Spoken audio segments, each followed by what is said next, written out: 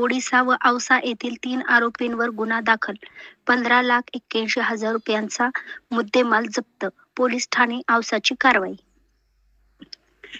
याबाबत अधिक माहिती अशी की दिनांक 19 मार्च रोजी औसा पोलीस ठाण्याचे पोलीस निरीक्षक सुनील रेजितवाड यांना गोपनीय माहिती मिळाली की महात्मा फुले नगर औसा येथे एक व्यक्ती त्यांचे साथीदारसह राहते. घरामध्ये स्वतःच्या आर्थिक फायद्यासाठी मानवी आरोग्यास अपायकारक असलेला मादक पदार्थ गांजा अवैध ताब्यात बागळून त्याची चोरटी विक्री करीत आहेत. सदरील माहिती वरिष्ठांना कळवून शासकीय पंचसह महात्मा फुले नगर औसा येथे 16:26 वाजता छापा मारला.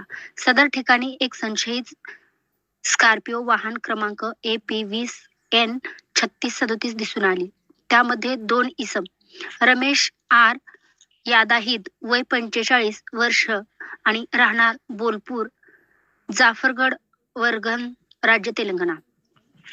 निवास लक्ष्मीकांत बैड वय 54 वर्ष राहणार MPV 82 मालगीकार मलाभरम राज्य ओडिसा असे मिळून आले. सदरील वाहनाची झडती घेतली असता सदर वाहनामध्ये गंजाचे प्लॉटिंग रेनी रिपेंग केले पोटिंगचे व मोबाईल मिळाले. दोघांकडेही अधिक चौकशी केली असता त्यांनी सदरचा गांजा परशुराम देवदास कांबळे राहणार फुले नगर औसा यांनी आमच्याकडून विकत घेतला असल्याचे सांगितले. त्यावरून परशुराम कांबळे यांची घराची झडती घेतली असता त्यांच्या घरात पण 5 प्लॅस्टिकच्या गोण्यामध्ये लहान मोठ्या आकाराचे प्लॅस्टिकने रॅपिंग केलेले पॉकेटे व गाडीमध्ये मिळून आलेले असे एकूण 67 गांजांची पॉकेटे मिळून आले.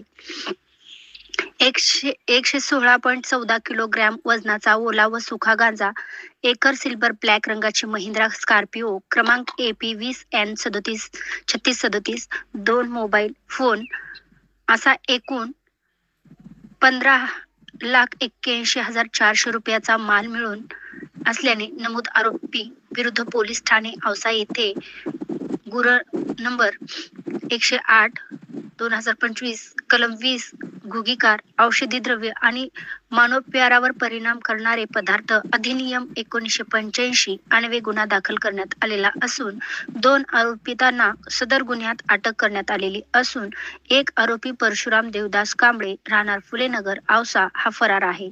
पोलीस त्यांचा शोध घेत आहेत. सदरील कारगिल पोलीस अधीक्षक श्री स्वयं मुंडे, अपर पोलीस अधीक्षक लातूर डॉक्टर अजय देवरे, उपविभागीय पोलीस अधिकारी औसा कुमार चौधरी यांच्या मार्गदर्शनाखाली पोलीस निरीक्षक सुनील रेजितवाड, सहाय्यक पोलीस निरीक्षक बाळासाहेब नरवटे, प्रमोद बोंडले, सफो संजय कांबळे, पोलीस अंमलदार रामकिशन गुटे, मजाबुद्दीन सय्यद, मोतीराम घुले, भरत भुरे, गोविंद पाटील, बालिका सरवदे यांनी उत्कृष्टरित्या पार पाडली आहे.